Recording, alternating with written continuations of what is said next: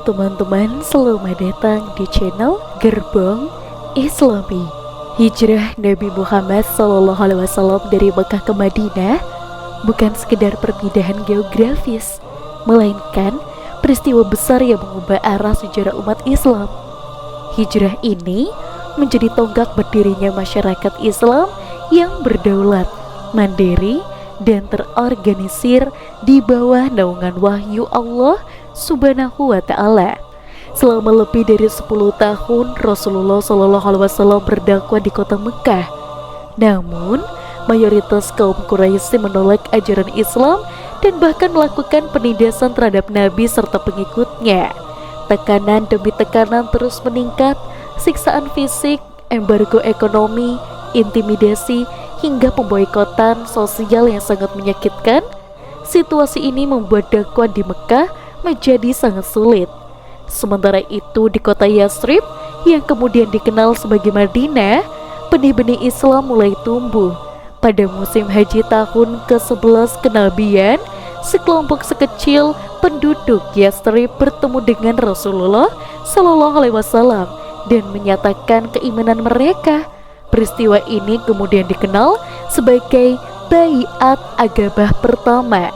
Setahun kemudian jumlah mereka bertambah dan mereka memberikan Baiat Aqabah kedua yang berisi janji untuk membela Nabi Muhammad SAW jika beliau hijrah ke kota mereka. Rencana dan strategi hijrah. Setelah mendapat wahyu dari Allah Subhanahu wa Ta'ala untuk berhijrah, Nabi Muhammad SAW merencanakan perpindahan ini dengan sangat hati-hati. Beliau memilih sahabat setia Abu Bakar As-Siddiq sebagai pendamping dalam perjalanan yang sangat berisiko tersebut.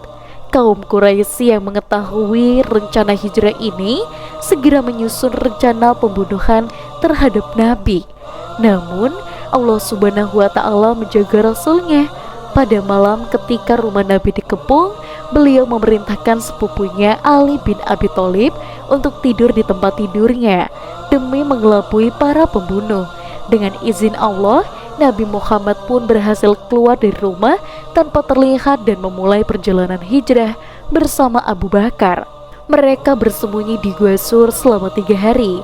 Sementara kaum Quraisy menyebar pasukan pencari dengan imbalan besar bagi siapapun yang berhasil menemukan Nabi.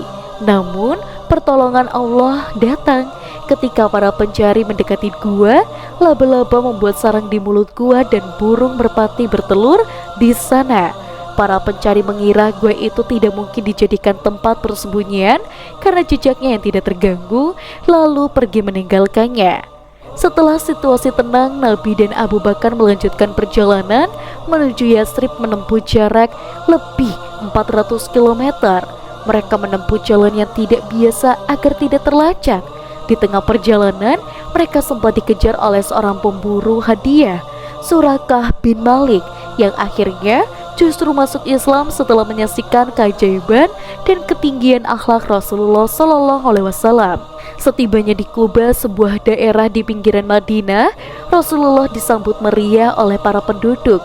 Di sana beliau membangun Masjid Quba, masjid pertama dalam sejarah Islam. Setelah itu Nabi melanjutkan perjalanan ke pusat kota Madinah dan disambut dengan sukacita oleh kaum Ansor, penduduk Madinah yang telah masuk Islam, dan kaum Muhajirin, orang-orang Mekah yang hijrah. Hijrah ke Madinah menandai fase awal dari dakwah Islam. Di Madinah, Rasulullah SAW membangun masyarakat Islam yang berlandaskan keadilan, persaudaraan, dan syariat Islam. Beliau mempersaudarakan kaum Muhajirin dan Ansor, serta membuat piagam Madinah yang menjadi dasar konstitusi hidup berdampingan antara Muslim dan non-Muslim. Hijrah juga mengajarkan bahwa perjuangan menegakkan kebenaran memerlukan pengorbanan, strategi, dan tawakal kepada Allah. Tanpa hijrah, mungkin Islam tidak akan pernah berkembang menjadi peradaban global. Dan untuk teman-teman di rumah, jangan lupa untuk like, komen, dan juga subscribe. Sampai jumpa.